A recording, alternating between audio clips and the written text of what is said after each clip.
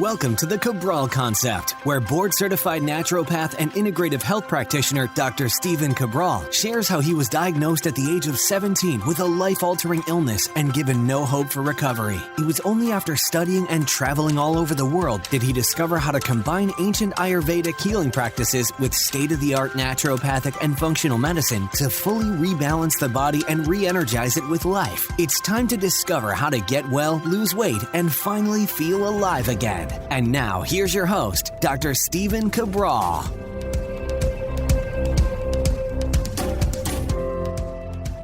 Hi, everyone, and welcome back to the show. We're here today with our first Cabral HouseCall of the weekend. Always great to be able to join you here on these shows, where what we do is tackle the toughest topics out there right now in terms of helping people heal. So this could be from mental, emotional, physical, whatever the ailments are. It's our job, especially my job, to do my best with simply overseeing many different disciplines in a practice for the past 20 years, seeing thousands and tens of thousands of actual personal wellness clients myself, overseeing over 250,000 appointments, and simply saying, what have we seen? How can we help this particular person through oftentimes some of their darkest and most challenging times? So when we look at these questions, the goal is simply one thing. Let us give this person a great place to get started, not give them an entire protocol. These are not treatments. We're not talking about it from a diagnosis or a treatment or disease-based perspective. What we want to do is share with this person how they can expect to get well. Is it going to start with lab testing? Is it going to start with a protocol? What are we going to do to get this person on track? And oftentimes people are asking for their spouse or their child or a parent, whatever it might be. Great. You know, I love that our community is so deep into trying to help others, right? Always trying to pay it forward. So many people have found their answers, and now they're saying, okay, how can I help this next person? They might be becoming a certified IHP health coach, or they might be looking to get into personal training, like whatever it might be, they're looking to take that next step. So I'm just happy to play my part, happy to do my part. Hopefully this podcast is helpful today, and I think that we'll all learn a little bit along the way. So the goal is always to learn, to accumulate that knowledge, to really understand it, and then, of course, to pay it forward, to teach someone else. All right.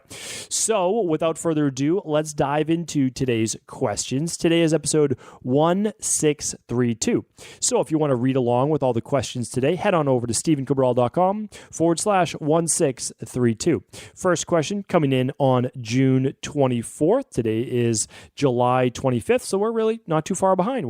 We've caught up. We're about 4 weeks now from answering questions. It's been all the way up to 11 or 12 weeks at certain times. So again, I'm happy to provide this service, happy to be able to answer questions to those that I may never get to meet in person. All right, so Jenny's up first. She asks, hi, Dr. Ball. I've learned so much through your podcast. Thank you.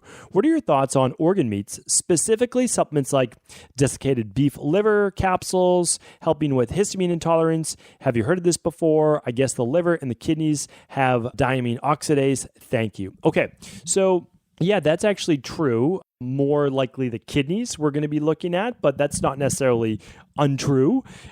Typically, we use a product called, it's a DAO enzyme, so it's diamine oxidase. It's very hard to find. Not a lot of great reputable brands. The brand that we used to do no longer carries the product anymore. But yeah, we like to use that product in the short term with histamine intolerance. Now, I hope that you have gone back, Jenny, and you've listened to my shows on histamines, because I give you the game plan as to what you can do in the long term to help your histamine rain barrel. So again, I've been there. I know what it's like. I had debilitating allergies my whole life for 3 weeks during the springtime. I had them all year round, dust, mold, pollen, grass, etc. But during the springtime, and when it was so bad for 2 to 3 weeks, I honestly, people think I'm kidding, couldn't leave my house. My eyes were swollen shut, awful. It was like cuts, like razor blade cuts on my eyes, just dry eyes. It was very, very terrible. But what I had to do was I had to detox that body. I had to fix my intestinal permeability. I had to get rid of the candida, get rid of the bacterial overgrowth so that my body could start to begin to lower its overall histamine, reduce the number of mast cells. I had to improve my methylation. I've been talking about that over the past couple of weeks. Get my B6 and B12 up there, get my zinc higher, really start to rebuild my gut so that I could produce my own diamine oxidase. So in the short term, I don't really have an issue with the using the DAO enzymes. That's for sure. I don't have an issue with that in the short term. And then you might use them sporadically if you ever have a high histamine food that you think might exacerbate that, such as like a red wine and maybe some spice rub on a meat or something like that, like a dry rub that'll drive your histamine levels crazy. That, and you have a glass of wine with it, that's a tough one. So Jenny, hopefully that's helpful. And again, lots of information, stevencabral.com/podcasts on histamine triggers, how methylation and histamine go together. So a lot of great shows. Hopefully you'll be able to check those out.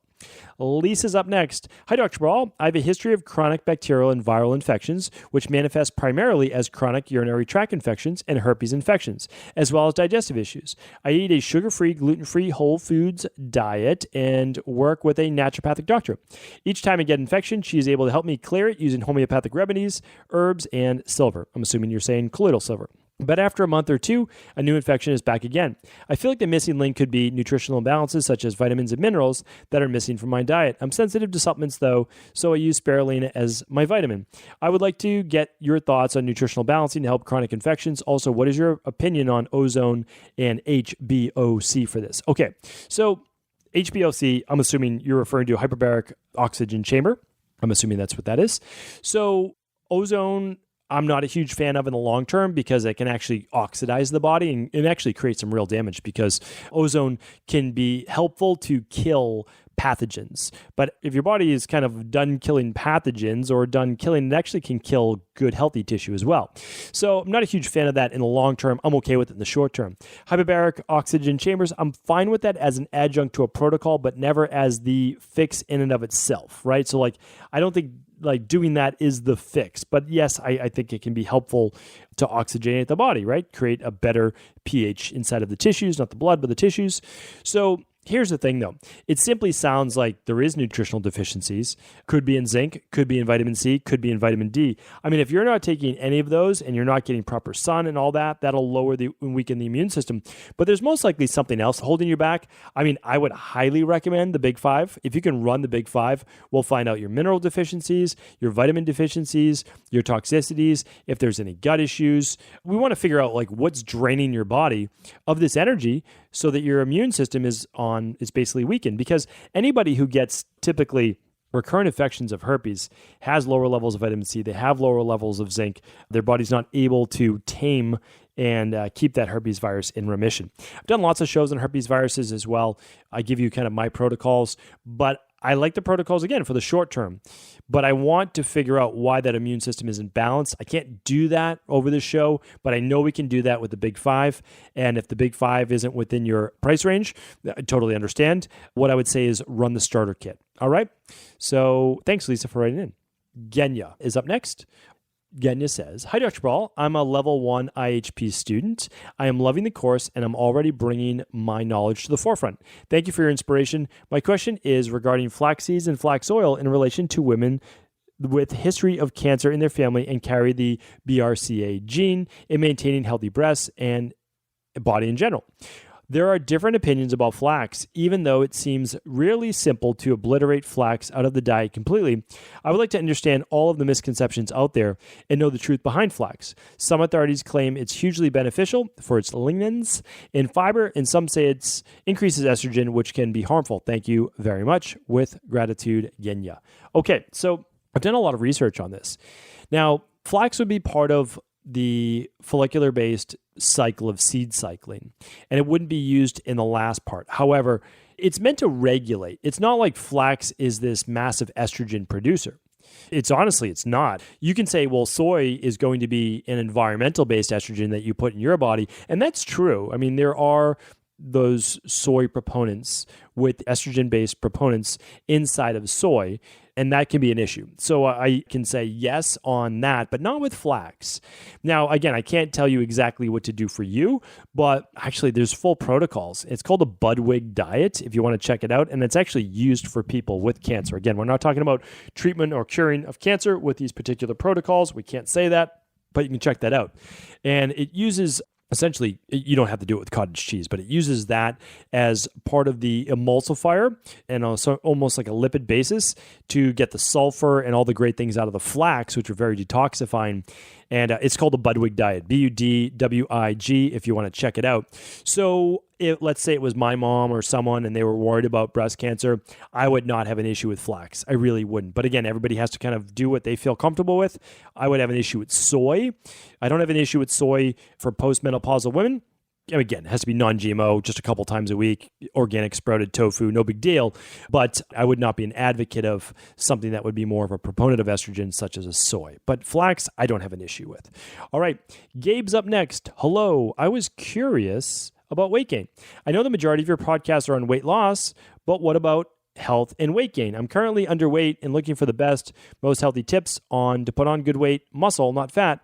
I was hoping you could help. Thanks in advance. Okay, I've definitely answered this on multiple podcasts for training, so you can check those out. A good weight gain program is typically every other day weight training, because you want that day off to be able to rebuild the body. You never want to be in that catabolic state. You want to be in an anabolic state. So Monday, Wednesday, Friday is great for hard gainers. You can certainly do yoga and other things on the other days. You could do a Monday, Tuesday, Thursday, Friday, but you'd have to do body part splits there so that you're not overtraining the other body parts. I've talked about nutrition. You're always at a surplus, eating good foods.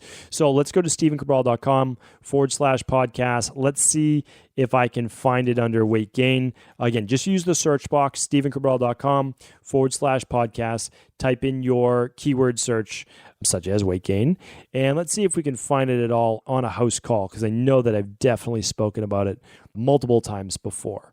Okay, Gabe. So what I would do is I would check out episode 1411. Nope, that's not it. Let's see, 1416. That would be how to lose weight. So that's not it.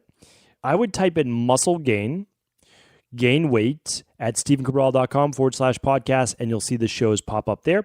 And also, please use cabralsupportgroup.com as a resource to ask people which previous podcasts would be helpful to get your answer answered in depth. Because, I can give you the weight gain program. Basically, you want to break down the muscles enough so that when you eat that food, they rebuild bigger and your body can actually use those calories to somewhere. Because a lot of people, they just eat more food and they're gaining some fat weight or not gaining anything at all because your body basically has this set point. So I'm a huge advocate, again, of Monday, Tuesday, Thursday, Friday, or I would do a Monday, Wednesday, Friday. And then you could do it like a fun day on the weekend for sure. And then, of course, using an app tracker to look at your total calories and make sure that you're at a surplus of at least 500 calories per day of what you typically eat for the day. This is obviously just basic, just to get started. And then my book, A Man's Guide to Muscle and Strength, could also be helpful for you as well. Again, it's not just for men, it's for women too, but that is the name of the book that my publisher gave it. All right. Thank you for writing in, Gabe. Appreciate your question. And let's scroll back down to the next question that is coming in from Lal, L-A-L. Hi, Dr. Ball. Thank you for answering my previous questions. This helps so much. I'm wondering about GMO produce. What's the difference between it and hybridization? Are seedless fruits GMO? What produce is usually GMO? How can we as consumers know which produce is GMO? Thank you, and I wish the best start of autumn for you and your family. Thank you so much for writing in. I appreciate you, Lal. And the nice thing is, too, I did a whole show on this about knowing how, because here's the thing. By 2022, I don't know if this is actually going to happen, but by 2022, supposedly, even though it's being fought right now, all foods that are GMO are going to have a GMO sticker. Now, they're trying to fight this to use other words such as bioengineered, right, to make it sound a whole lot better. But we know that what they're saying is it's a genetically modified organism. So I did a show on food labeling, and I also did one on GMO foods. Let's see if we can just find it quick. I'll do the search for you real fast. And I answered one on a house call on 499. 1052 is another house call. I know I did a full show on it. Let's see if we can find that. I'm going to search my podcast list. All right, well, I am searching right here, and I can't find it, and I know I did it. So here's what I'm going to do. I'm actually going to take your question, Lal, and I'm going to make it into a full show. I'm going to redo the show that I did, because I know it's been a couple years now, on how to read your labels. They all start with specific numbers and codes like 4s and 9s, and it actually tells you whether they write organic or not, whether this is organic, and whether this is a GMO food. So I'll go through all of those. I've definitely listed them before, but what I'll do is I'll actually create a show. That'll be in about 2 weeks' time. What I do want you to know, Lal, is that I just went over, and I go over this every year.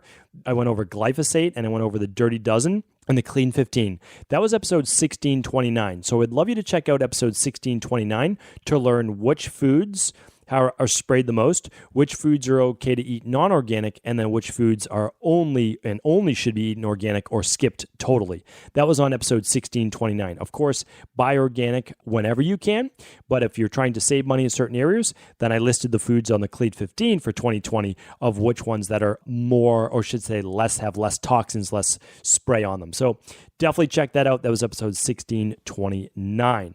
All right. Today's episode 1632, if I haven't mentioned that. Laura is up next. Hey, Dr. Cabral, I always have a large glass of warm water, squeezed lime, and a pinch of sea salt when I wake up. Learned it from you. Then I have some gluten-free organic porridge and some vanilla DNS mixed in with some wild blueberries. It's absolutely delicious, but my question is, I add the blueberries in the beginning, so it basically boils together with the oats and it melts completely. Is this a bad idea? Am I still getting the antioxidants and fiber from it? Good question. All right, Laura, thanks for writing in. Appreciate it. And you've got the morning routine down pat. It sounds fantastic. That is a great Vata ectomorph type breakfast. You have the porridge or the gluten-free oatmeal, whatever you'd like to call it. You mix in your DNS putter, the daily nutritional support, which has all your vitamins, your minerals, your fiber, electrolytes, all that good stuff, 15 grams of protein, and then you've got your wild blueberries. So you're saying, is it okay to add those in to basically the hot boiling water with the oats, and then it just essentially melts completely? I don't have an issue with this. I did a podcast on what happens when you cook certain foods, and some of it releases more vitamins and some less. So you can definitely check out that podcast I did. Should you eat basically your vegetables cooked, raw, or I think I had them frozen. Yes, that was exactly it, or frozen. So I went through all the different pros and cons to each. And what happens is if you throw those blueberries in the beginning, you're going to lose the enzymes in that. But you're really not going to lose too much of the vitamins, the minerals, or the antioxidants. So I have no problem with you doing that at all. Now, if they're frozen berries, a lot of people do that. Then it obviously heats it right back up. So totally fine what you're doing. But also, what I do too is when you have that, you can just throw them on. If they're fresh berries, you can just throw them on just a minute or two later. It's honestly no big deal. So Laura, you're doing great. Honestly, I wouldn't change anything. You're doing fantastic. All right, Patrick's up next and probably last. Hey, Dr. Cabral, I'm a huge fan and appreciate all you do. My question is for my wife. She's had MS for about 10 years now and is on so much medication to even list, but I'm sure you know what conventional medicine has her on. We have done some of your tests and she is working with Laura. By the time you read this, she will be finishing the CBO protocol. I want to know if she should just stay on the clean gut every day, which is the probiotic, since we don't have the money to keep testing every few months, or would it be better to just do the CBO protocol once a year? I'm sure the medicine they have her on is destroying her stomach. She has been on your level 2 protocol for the past year. Thanks so much. All right. Great question, Patrick. I'm happy to help. You know that we can't provide treatment protocols for MS, but of course we look at the underlying root causes of what can cause an autoimmune issue and something like MS. So I'm so glad to hear that you've run some of the tests and you're doing the CBO protocol. So you wrote in on July 2nd. I think we're going to get you in time, which is great. So you want to complete the CBO finisher next. That is going to be switching from the clean gut probiotic to the daily probiotic support, as well as the healthy gut support, which is going to help to heal and seal the gut. So you're going to do that for 12 weeks. And then let's say during that period of time, you say, you know what? Your mom said she felt better on the clean gut probiotic because it has that nice Saccharomyces boulardii in it. No problem at all. You could simply switch from the daily probiotic back to the clean gut probiotic, and that's completely fine. And then maintain with the daily foundation protocol level 2, just like you've been doing. Feel free to add the digestive enzyme in there too, just for easier digestion of whole food meals. No need to do it with the smoothie if you don't want to. And then you might want to just look into some of the immunity-based protocol, which would be the balanced zinc, the vitamin C, and the vitamin D. That's probably where I would add on top of your daily foundational protocol level 2. But Patrick, you're doing great work. I'm super happy to hear that you're helping your mom out, that she's going through the protocols, that she's working with Laura, one of our health coaches. So, really happy for you. I'm always excited every time I read these questions about how many people are trying to help out other people, how many people are doing IHP and just people out there caring for other people, trying to do good work, because as you know, Patrick, and as many of you know, that, although conventional medicine isn't bad, they're simply not after the underlying root causes that are keeping people from truly getting well. And that's what we want. We don't want a symptomatic relief. Yes, it's always nice to get rid of the symptoms, but that doesn't help anything in the long term. And that's certainly what we want. So we want the best of all worlds. And so thank you, everyone. I appreciate you for doing all the good work. That is it for today's show. I'll be back tomorrow with answering more of your questions on these Cabral House Calls. Take care. Have a great rest of the weekend. I want to sincerely thank you for your support of this podcast. I couldn't do it without you, and I mean that. I truly do. I also want to make sure you knew that we now have multiple ways for you to find your answers to the most difficult health, wellness, weight loss, and anti-aging questions. You can find podcast-specific topics like thyroid, adrenal, hormones, sleep, digestion, Ayurveda, and many more at stevencabral.com/podcasts that will then link you to your favorite Apple, Spotify, and other podcast players. Plus, all new podcasts and weekly exclusive video content is being added to our YouTube channel at youtube.com/Stephen Cabral. And that's Stephen with a PH. Head on over and subscribe so that you don't miss any of the exclusive content. Lastly, if you've ever found any of my podcasts or books to be helpful, I would really appreciate it if you could leave a review on iTunes or your favorite media player for the podcast.